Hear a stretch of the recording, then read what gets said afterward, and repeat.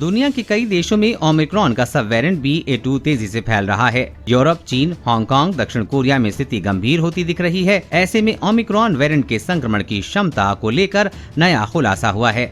Research में दावा किया गया है कि ओमिक्रॉन से संक्रमित मरीज भी कई दिनों तक दूसरों को संक्रमण फैला सकते हैं।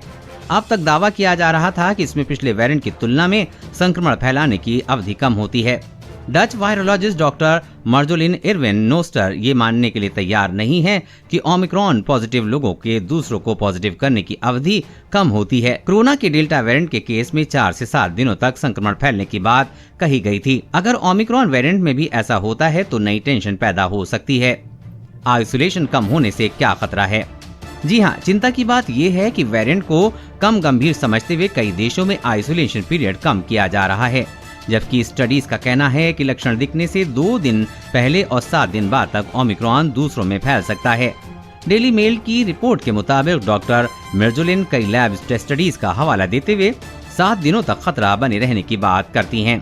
वो एक मेडिकल कॉन्फ्रेंस के जरिए दुनिया भर में देशों को ये संदेश देने वाली हैं कि अगर क्वारंटीन का टाइम घटाया गया तो नया वेरिएंट दोबारा हवा में फैल सकता है।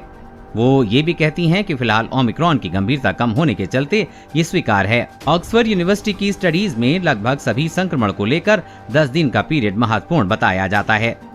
दरअसल ओमिक्रॉन के सब वेरिएंट BA.1 की तुलना में BA.2 ज्यादा एडवांस है।